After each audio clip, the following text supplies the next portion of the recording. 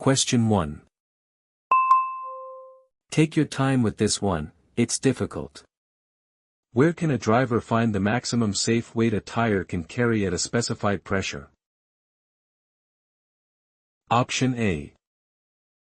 In the vehicle's glove compartment manual. Option B. Stated on the side of each tire. Option C. Printed on the federal certification label inside the driver's door.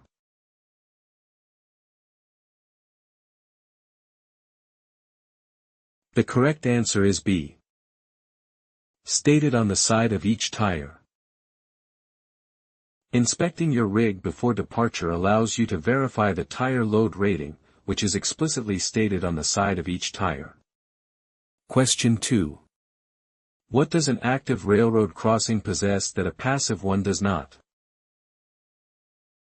Option A. Only a white stop line painted on the pavement. Option B. A traffic control device like flashing red lights or gates. Option C.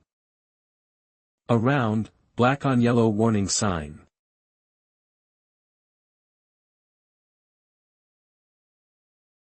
The correct answer is B. A traffic control device like flashing red lights or gates. Approaching a grade crossing equipped with descending gates and ringing bells indicates you are entering an active crossing with automated traffic control devices. Question 3. If a road has 2 turning lanes, which one should a large vehicle take? Option A. The inside lane to make a tighter turn. Option B. The left lane to avoid pedestrians. Option C. The right turn lane.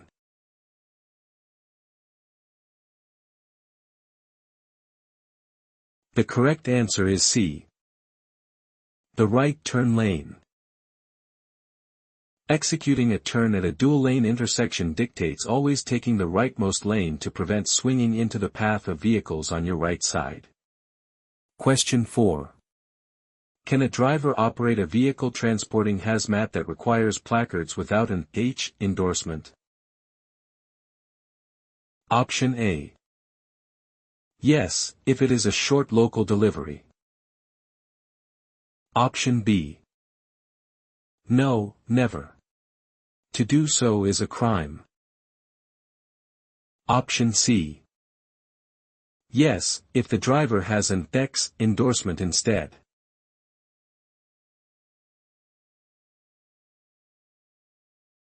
The correct answer is B. No, never. To do so is a crime. Taking an assignment to haul a fully placarded load of explosives absolutely requires the driver to possess an H or X endorsement on their CDL to avoid criminal citations. Question 5.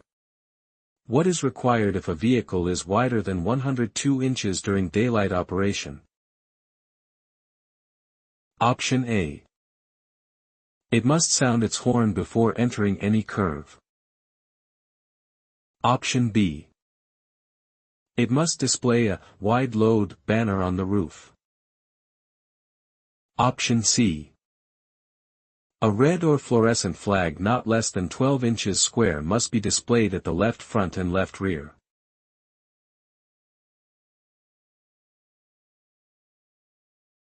The correct answer is C. A red or fluorescent flag not less than 12 inches square must be displayed at the left front and left rear. Driving a vehicle exceeding standard lane widths during the day requires a red or fluorescent flag not less than 12 inches square at the left front and rear. Question 6. Careful now.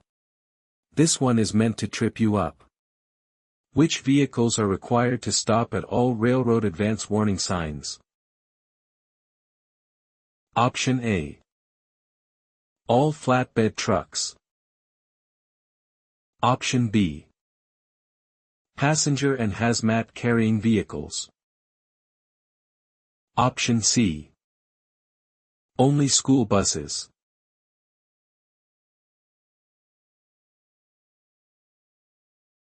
The correct answer is B. Passenger and hazmat carrying vehicles. Approaching a railroad crossing mandates that any commercial vehicle carrying passengers or hazardous materials must come to a complete stop to check for trains. Question 7. Pay close attention to the options, it's a trap. What action must you take if you notice 1/4 or more of the leaves in any leaf spring are missing? Option A. Secure the remaining leaves with U-bolts and proceed. Option B. Note it on the post-trip inspection and drive carefully. Option C. The vehicle is put out of service.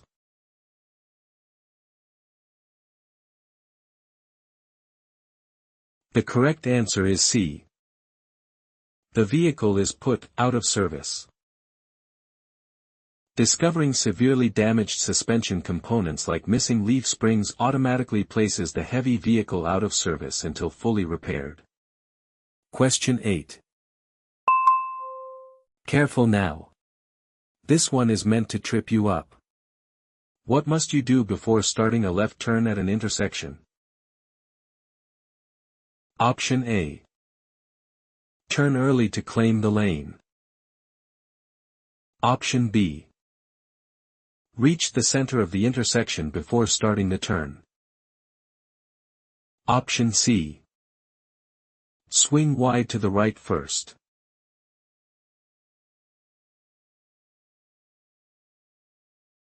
The correct answer is B. Reach the center of the intersection before starting the turn. Pulling into an intersection to turn left means the driver must reach the very center before turning the wheel, preventing the trailer's left side from off-tracking into other cars.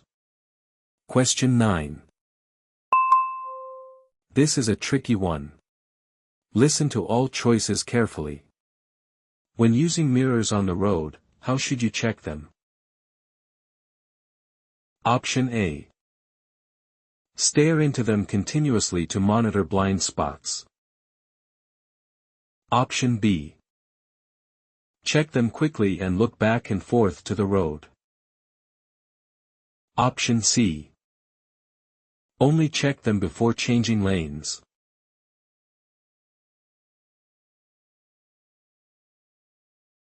The correct answer is B. Check them quickly and look back and forth to the road. Utilizing mirrors efficiently means taking quick glances and looking back to the road ahead so you do not travel blindly for a long distance. Question 10.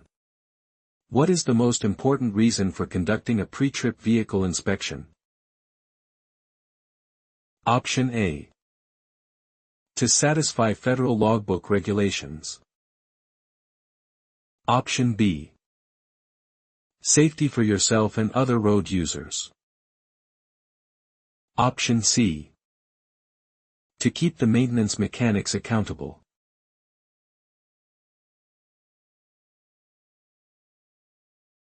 The correct answer is B. Safety for yourself and other road users. Walking around your rig before a shift ensures safety for you and everyone else on the road by catching defects early. Question 11. What factors determine how high your blood alcohol concentration, BAC, will rise? Option A. It only depends on the type of alcohol consumed. Option B. The amount of alcohol you drink, how fast you drink it, and your body weight. Option C. Your height and whether you have eaten before drinking.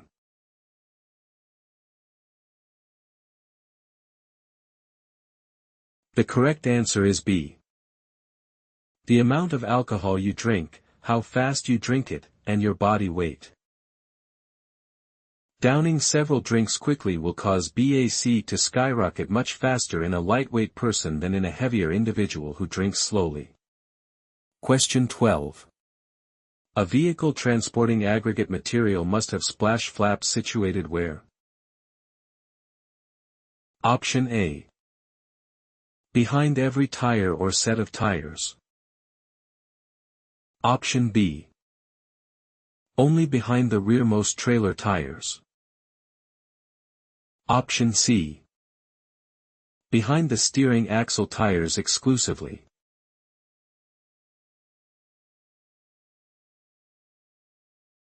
The correct answer is A. Behind every tire or set of tires. Modifying a dump truck for legal aggregate transport requires equipping it with seals on openings and splash flaps behind every tire or set of tires. Question 13. Keep your focus strong for this tough question. How much steering wheel play can make it hard to steer on a 20-inch steering wheel? Option A. 1 inch. Option B. 2 inches. Option C. 4 inches.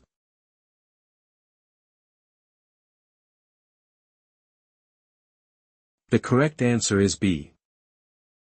2 inches. When evaluating the steering system, remember that more than 10 degrees or about 2 inches of play on a 20-inch will severely impacts handling. Question 14. Are you required to use a helper when backing a commercial vehicle? Option A. Only if you are backing up more than 50 feet. Option B. Yes, you should use a helper whenever possible. Option C. No, mirrors are always sufficient.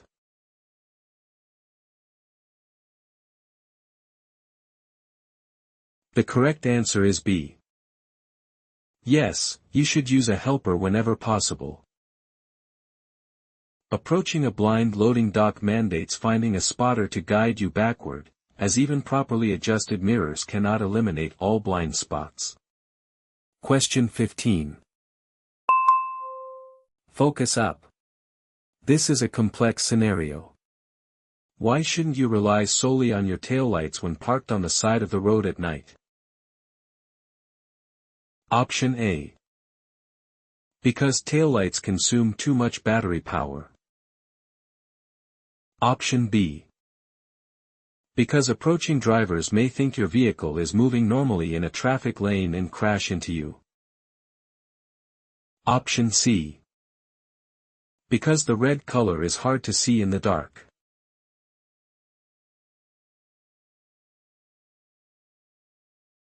The correct answer is B. Because approaching drivers may think your vehicle is moving normally in a traffic lane and crash into you. Activating your four-way flashers is critical when parked on the shoulder at night so other drivers don't mistake your taillights for a moving vehicle. Question 16. Pay close attention to the details on this next one. Under what weather conditions should a speed retarder be turned off? Option A. On sunny, hot days. Option B. When the road is wet, icy, or snow-covered. Option C. On long, steep downgrades.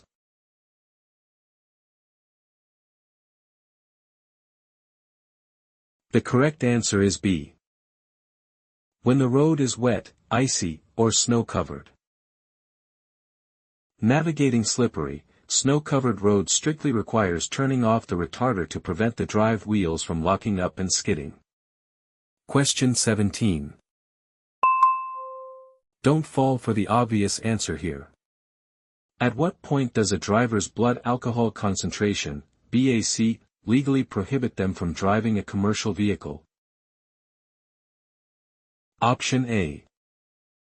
0.04%. Option B. 0.08%.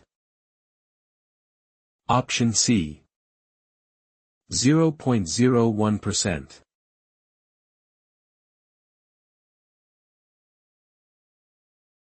The correct answer is A. 0.04%. Submitting to a breathalyzer test after an incident means an administrative suspension is immediate if a commercial driver blows a 0.04% BAC or higher. Question 18. Turn up the volume. You don't want to miss this detail.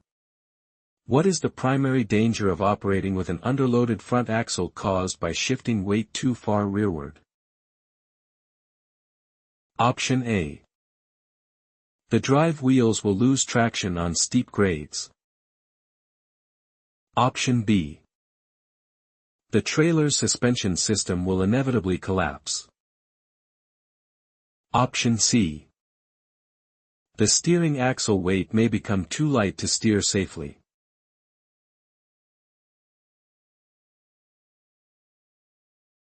The correct answer is C. The steering axle weight may become too light to steer safely. Rebalancing a trailer to fix a heavy rear load is necessary because shifting weight too far backward can make the steering axle weight too light to steer safely. Question 19. Pay close attention to the options, it's a trap. What should you do if your ABS fails and the malfunction warning light comes on? Option A. Stop the vehicle immediately because you have lost all braking power. Option B. Drive and brake normally because the basic mechanical brake system still works. Option C. Use only the parking brake to stop.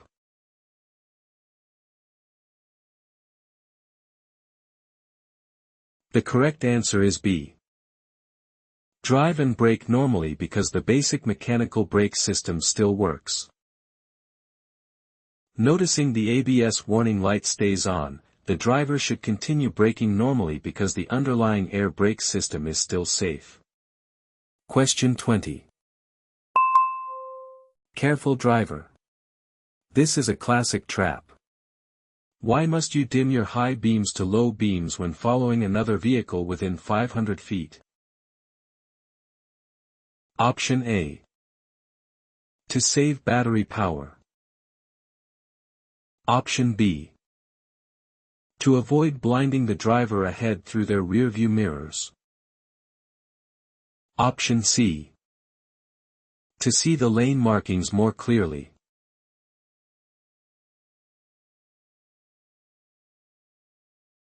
The correct answer is B. To avoid blinding the driver ahead through their rearview mirrors. Trailing another car on a dark highway, you must dim your lights because high beams reflecting off their mirrors will temporarily blind the driver. Question 21. Why is it important to check the battery box during an inspection? Option A. To ensure the battery is secured against movement and not leaking. Option B. To check the serial number against the registration. Option C. To measure the exact voltage output with a multimeter.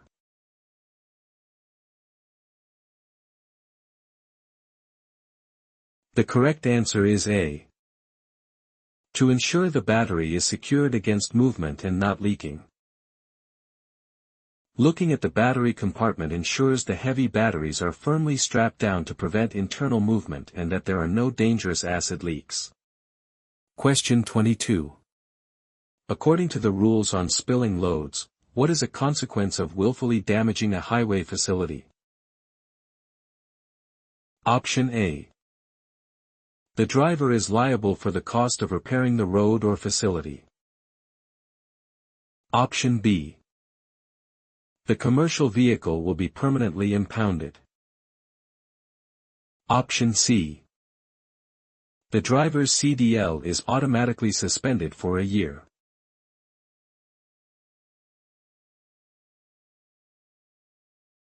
The correct answer is A.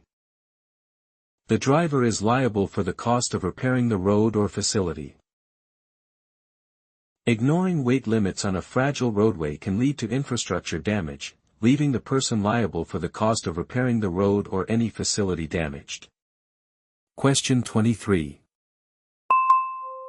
This one tries to trick you. Listen closely. What penalty applies if a CMV driver is convicted of a second offense for using a handheld mobile phone while driving within a 3-year period? Option A. A 30-day license suspension. Option B. A $100 fine but no suspension. Option C. A 60-day disqualification of their CDL.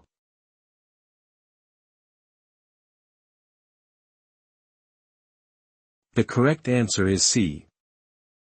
A 60-day disqualification of their CDL. Violating mobile phone restrictions twice within 3 years will directly result in a 60-day disqualification from operating commercial vehicles. Question 24. Beware of the hidden trick in this next question. What should you do if an oncoming driver drifts into your lane? Option A. Swerve sharply into the left lane. Option B. Brake hard and brace for impact. Option C. Move to your right.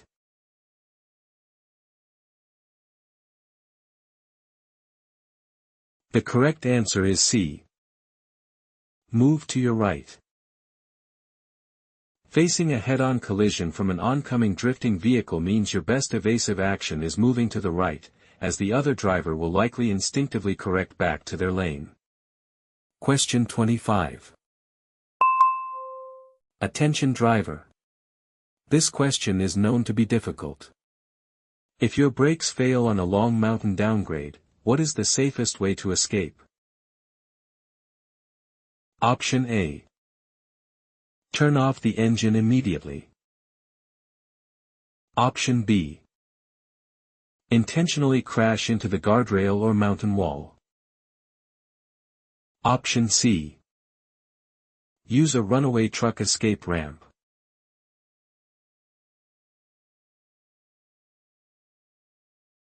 The correct answer is C. Use a runaway truck escape ramp. Experiencing complete brake failure while descending a steep grade, a driver must immediately steer into a gravel-filled escape ramp to safely halt the rig. Question 26. This next question is tough. Stay focused. What is the consequence of using water to extinguish a gasoline fire? Option A. The water will extinguish the flames immediately. Option B. The water will spread the flames and make the fire larger. Option C. The water will turn into a fire retardant foam.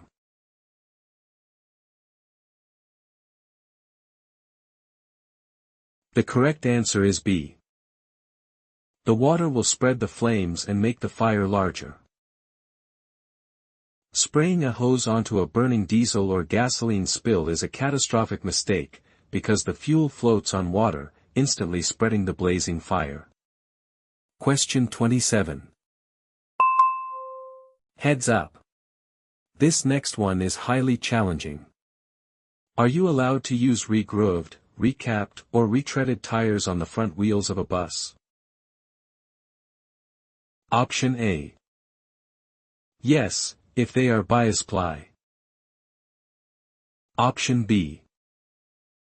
No, these are prohibited.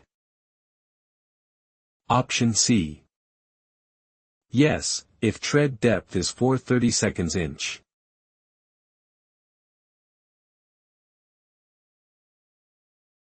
The correct answer is B. No, these are prohibited. Inspecting a passenger bus demands strict adherence to tire regulations, which explicitly prohibit any retreaded or recapped tires on the front steering axle. Question 28. If you experience a front tire blowout, what must you absolutely not do? Option A. Hold the steering wheel firmly with both hands. Option B. Brake hard immediately. Option C. Keep the vehicle moving straight.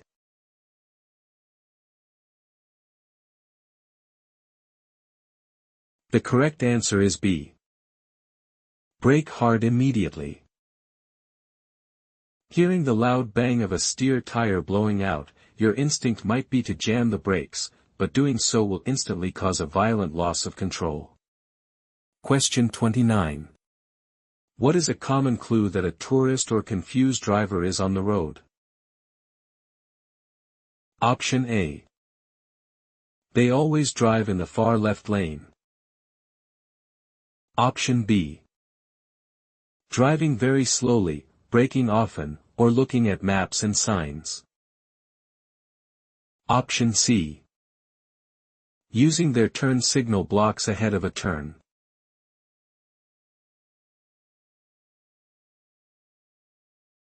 The correct answer is B. Driving very slowly, braking often, or looking at maps and signs. Scanning urban traffic reveals confused drivers when you spot a vehicle with out-of-state plates braking unexpectedly while the driver looks up at street signs. Question 30. Listen closely. This is a tough one. If your vehicle begins to hydroplane, what should you do to regain control? Option A. Release the accelerator and push in the clutch. Option B. Apply the brakes firmly and steer straight. Option C. Accelerate quickly to push through the water.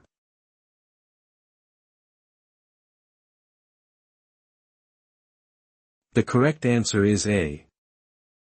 Release the accelerator and push in the clutch. Hitting standing water and losing steering control means the driver must release the accelerator and push in the clutch to let the wheels turn freely. Question 31. Focus here. This is a high-fail question. If you experience a loss of hydraulic brake pressure, what is one immediate step you can take? Option A. Apply the accelerator to build vacuum pressure. Option B. Downshift to a lower gear to use engine braking. Option C. Turn the steering wheel sharply side to side.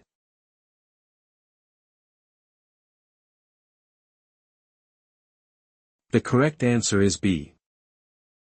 Downshift to a lower gear to use engine braking. Feeling the brake pedal go soft and spongy requires the driver to immediately downshift the transmission to utilize engine braking to slow the runaway vehicle. Question 32. What should you do if your vehicle hydroplanes and the drive wheels begin to skid? Option A. Pump the brakes rapidly to squeeze water out. Option B. Push in the clutch to let them turn freely. Option C. Steer sharply toward the shoulder.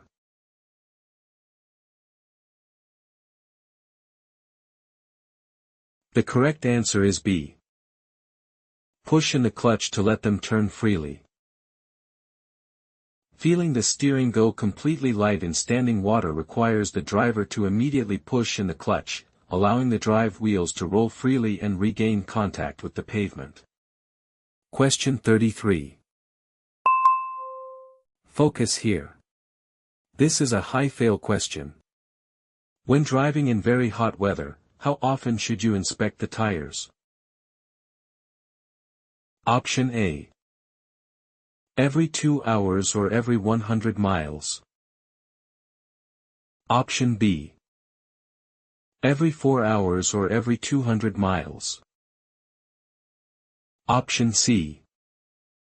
Only at the beginning and end of the trip.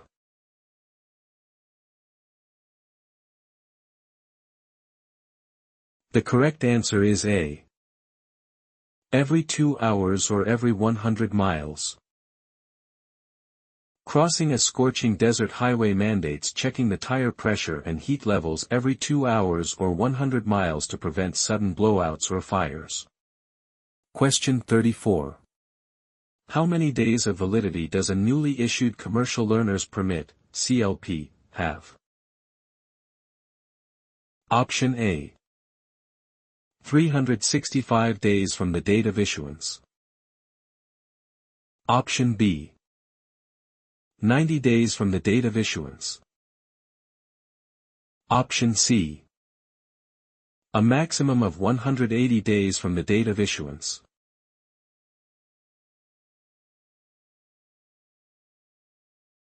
The correct answer is C. A maximum of 180 days from the date of issuance. Planning your training timeline requires knowing that a CLP will be valid for a maximum of 180 days from the date of issuance. Question 35. How do you know if your vehicle is equipped with ABS? Option A. It has a blue indicator light on the steering column. Option B. It has a yellow ABS malfunction lamp on the instrument panel. Option C. It emits a continuous beep when braking.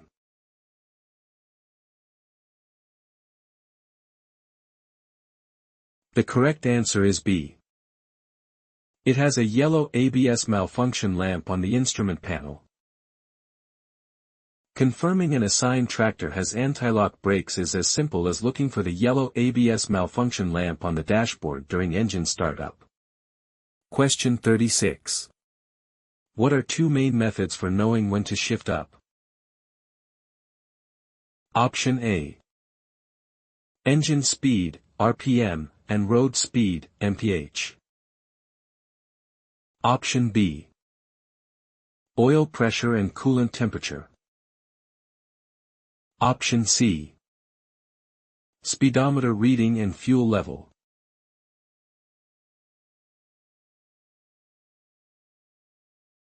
The correct answer is A. Engine speed, RPM, and road speed, mph. Accelerating onto a highway, a driver utilizes either their tachometer for engine speed or their speedometer for road speed to know exactly when to upshift. Question 37. What does the total stopping distance consist of? Option A. Perception distance plus reaction distance plus braking distance. Option B. Braking distance plus reaction distance plus skidding distance. Option C. Visual distance plus mechanical distance plus braking distance.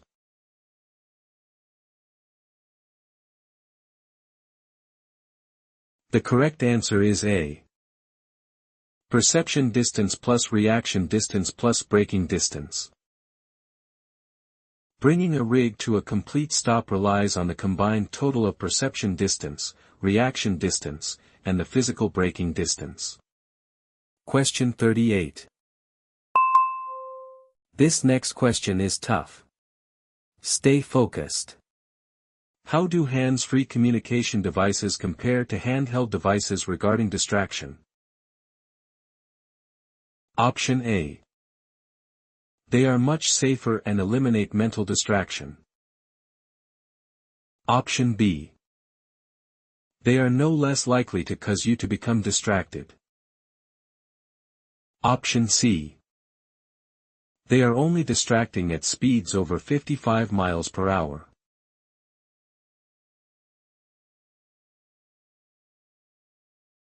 The correct answer is B. They are no less likely to cause you to become distracted. Utilizing a Bluetooth headset to conduct a phone call still dangerously diverts your mental attention from the driving task, making it just as distracting as holding the phone. Question 39. What does the term, gross vehicle weight, GVW, define? Option A. The value specified by the manufacturer as the loaded weight. Option B. The total weight of a single vehicle including its load. Option C. The maximum safe weight a single tire can carry at a specified pressure.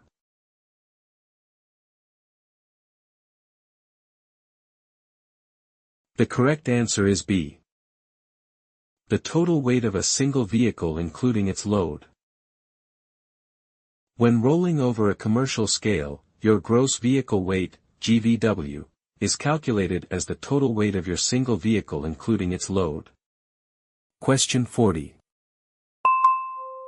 Focus up. This is a complex scenario. Where should the rearmost warning triangle be placed if your line of sight is obstructed by a hill or curve? Option A. Move it back down the road to a point providing warning within 100 to 500 feet. Option B. Place it at the exact crest of the hill. Option C.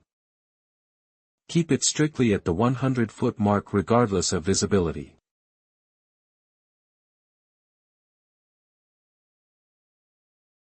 The correct answer is A.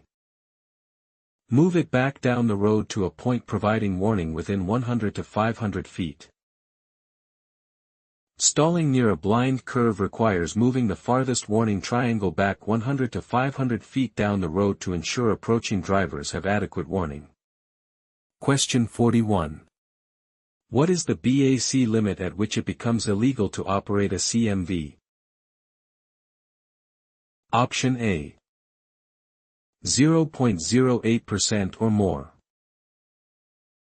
Option B. 0.04% or more. Option C.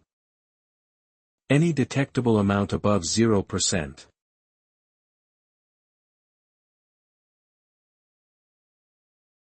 The correct answer is B. 0.04% or more. Going to work after having a drink is risky because it is illegal to operate a CMV if your BAC is 0.04% or more. Question 42. Turn up the volume. You don't want to miss this detail. What is the recommended method to prevent rolling backward when starting on a hill with a manual transmission? Option A. Partly engage the clutch before taking your right foot off the brake. Option B. Rev the engine to maximum RPM before releasing the brake. Option C. Shift into a higher gear to reduce torque.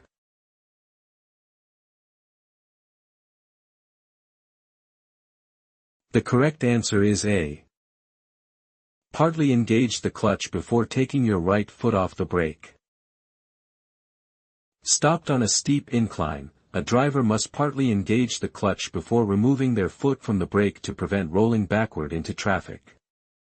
Question 43. Watch out for the tricky wording, it's a trap. Roughly how much blood alcohol concentration, BAC, does the human body eliminate every 40 minutes? Option A. 0.05%. Option B. 0.01%. Option C.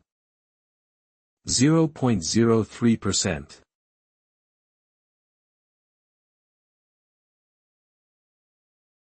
The correct answer is B. 0.01%.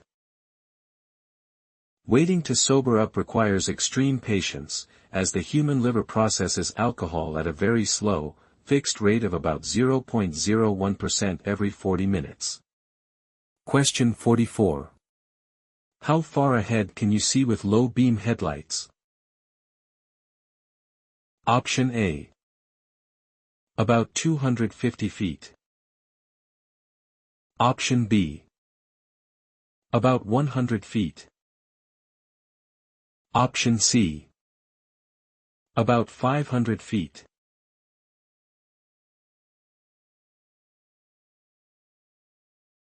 The correct answer is A. About 250 feet. Relying purely on low beams at night means a driver must adjust their speed because they can only see roughly 250 feet down the dark roadway. Question 45. What is the main purpose of auxiliary transmissions or multi-speed rear axles? Option A. To save electrical power for the vehicle. Option B. To provide extra gears for increased pulling power. Option C. To automatically shift gears when going downhill.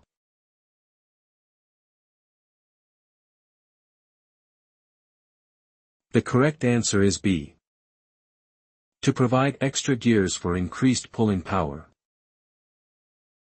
Operating an oversized load, a driver engages the auxiliary transmission to access lower gear ratios, providing the massive torque needed to climb steep hills.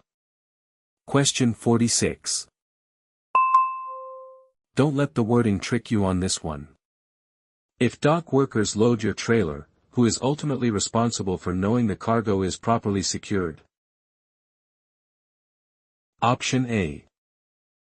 The shipping company's dock manager. Option B. The dispatch company that brokered the load. Option C. You, the driver, are responsible.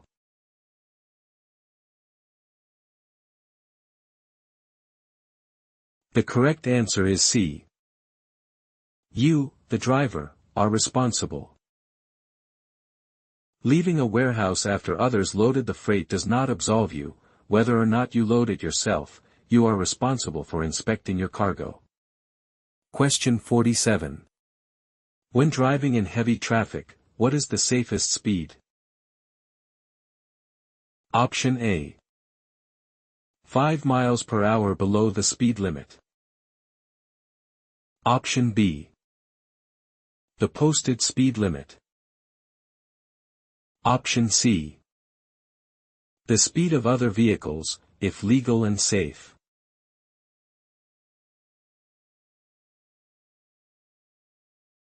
The correct answer is C.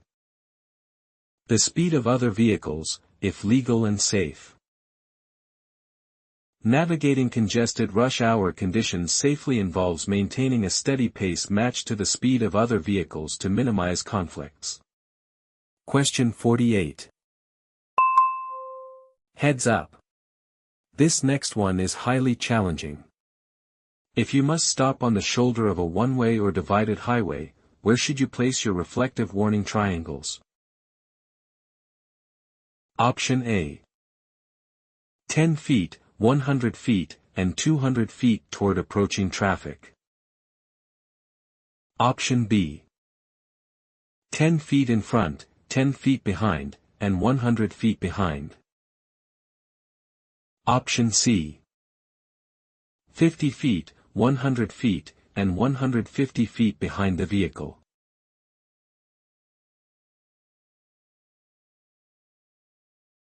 The correct answer is A.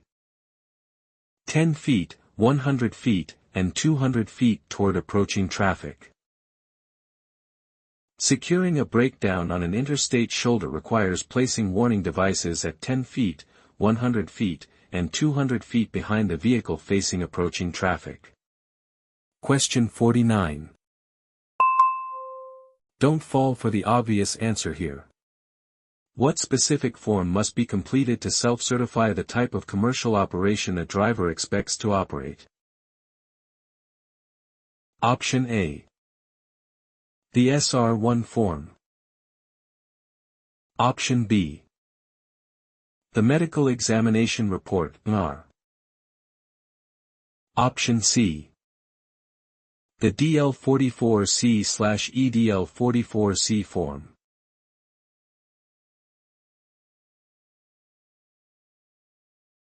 The correct answer is C. The DL44C/EDL44C form. Starting the initial CDL process requires providing a completed DL44C/EDL44C form, which is used for the application and self-certification. Question 50. Focus here. This is a high-fail question. How do you correct a drivewheel braking skid? Option A. Stop braking and countersteer immediately. Option B. Pump the brakes rapidly and steer straight. Option C. Accelerate hard and pull the trailer hand valve.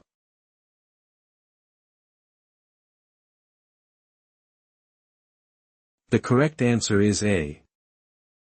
Stop braking and countersteer immediately. Experiencing a spin-out because the rear drive wheels locked up requires releasing the brakes to regain traction and immediately countersteering to straighten the rig. Thanks for watching. Good luck on your CDL exam.